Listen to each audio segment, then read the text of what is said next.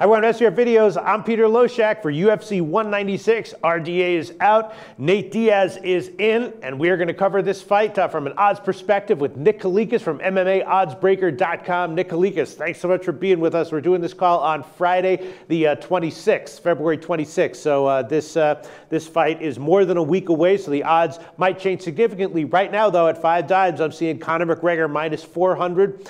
And Nate Diaz plus 325 on the other side. The total is 2.5. The under is minus 185. We know what's going on here, right? Nate Diaz taking this on very short notice. The fight is not a championship fight, not a title fight. And Conor McGregor stepping up 2 weight classes. It's a welterweight fight.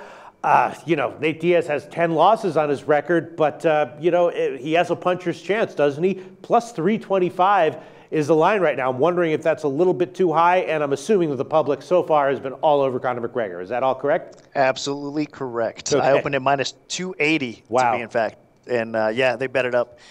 And honestly, I made a little bit of an adjustment. I was going to go a little bit over 3-1, and I opened it under 3-1 after I found out it was at welterweight indeed. So I think you do have to take that in consideration, to be honest with you. Yeah, it's not at all surprising the public is liking McGregor here. The question is just, as of the line, where it is right now, minus 400, how high is this going to continue to climb? What do you expect? I mean, you have a lot of experience with public favorite fighters like Conor McGregor, including other fights that he's fought. Where do you expect this line to move to? Well, I'll tell you what, a lot of places are already pretty much even, believe it or not. Even with the line increase, right now there's two-way action on the fight, and they're sitting at a good spot, believe it or not. So a lot of money has come in on Conor McGregor, but a lot of money has also come in on Nate Diaz. So they are in a balanced spot right now, but by the time the fight kicks off, I guarantee we're probably still going to need Diaz, even if we see a little bit of a drop in price, because there's going to be more action coming in Conor's way as far as parlays go, some more straight wagers go. I mean, a lot of people believe that this is the easiest fight possible for McGregor as far as replacement goes. I think they're out of their minds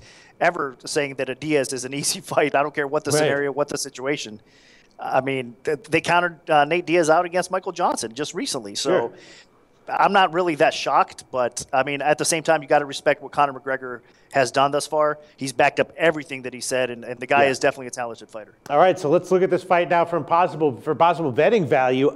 Maybe I'm not seeing something, but again, my sense. I know Diaz has a lot of losses to his name, but McGregor usually has a reach advantage, which he won't have here. Also, he's fighting a bigger fighter than he's used to, and obviously he's got the speed advantage. He's awesome, but he could get caught. And Nate Diaz is a volume puncher, which I guess plays into McGregor's strength as a counter puncher. But again, he could get caught, and Diaz has a puncher's chance, right? He absolutely has a puncher's chance. You're right. And then also, don't forget the ground. I mean, during a scramble, I know that a lot of people don't believe that Diaz can get this fight to the ground because his wrestling's not really that good. But if he closes the gap, gets in close, takes his back, the fight is crazy, right? The fight game is nuts, and there's several different ways, even if you don't take the person to the floor, that the fight can end up on the ground. Sure. So any moment on the ground, if it does hit the ground, I mean, Conor McGregor is going to be in some serious trouble. Yeah. I mean, the level of jiu-jitsu that Diaz has is off the charts, and to go along with his length, I mean, that just adds even more to it, because it's more difficult when you have a grappler that is actually has great technique, that has the length to go with it. I mean, he could tie you up in many different ways. So I think on the ground, it's a wrap. I mean, literally, Nate Diaz will submit Conor McGregor if the fight hits the floor. And then on the feet, he's the type of fighter, again, that you just mentioned. A lot of people believe that with Conor McGregor counter-punching ability and the power and accuracy that he has, I mean, it really bodes well for Nate Diaz. But Nate Diaz is a tough guy. I mean, he absorbed some punishment. The only time, really, that you can say recently that he's been outstruck was against Josh Thompson. And, of course, Josh Thompson landed a devastating head kick.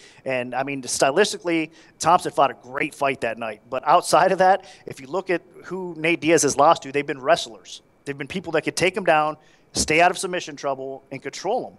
I mean, besides that, I mean, Nate Diaz has pretty much outstruck everybody, including Donald Cerrone and Michael Johnson, as I just mentioned. So Diaz, you cannot count him out, even on the feet. I know that's insane. A lot of people are going to think we're totally off the wall for even saying that, but Diaz has a legit shot to win this fight. So then let's quickly talk about the total. Right now it's 2.5. The under is heavily juiced, minus 185. Do you think that there's any way this fight goes over at 2.5 rounds, or one way or another? Do you think it ends, inside 2 rounds? It probably ends inside 2 rounds, but I mean, I think there's more value if you have to bet over under, I would go over, honestly, more so, because Diaz is a pretty tough guy. So I don't think it's going to be easy for Conor McGregor to finish him off if it does end early. And at the same time, though, you do have to have that risk that Diaz could possibly finish McGregor early. So that's why I think it can realistically hit under.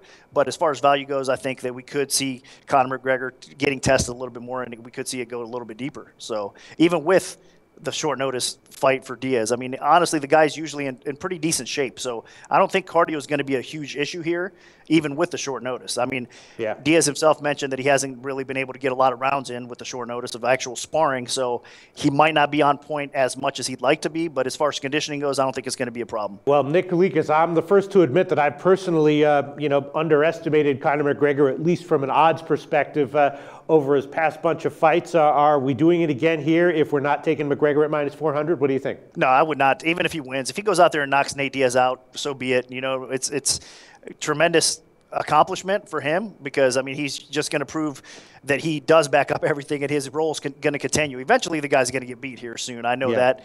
But, I mean, you got to give the guy credit, but does it mean that we're wrong by taking a stab at the dog on Nate Diaz? I don't think so. I think even if Conor McGregor goes out there and looks amazing, you still can't lay it over a guy like Nate Diaz. There's no way. There's other spots. There's other fights. I mean, this weekend there's a bunch of fights, that have more betting possibilities than there is this fight as far as laying that kind of chalk.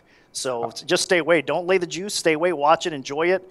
Or maybe take Conor McGregor inside, right? Or you maybe take Nate Diaz inside, a fun little prop bet like that. But other than that, you cannot lay the juice. People are doing it, though. All right, so let's give final picks and leans. I think we're headed the same way. Nick Kalikas, if I had to make a bet on this fight right now, and I might actually do it, I would take Nate Diaz at plus 325. What would your pick or lean be, Nick Kalikas? I agree. I would go on Nate Diaz at the plus money. Again, and no regrets. If he goes out there and gets knocked out, like I said, so be it. But there is definitely value, regardless of what everybody thinks, regardless of what they say and how insane they think we are. There is value on Diaz at plus 325. All right. Nick Kalikas' website is MMAoddsbreaker.com. Go there to find out more about him. Thanks so much, Nick.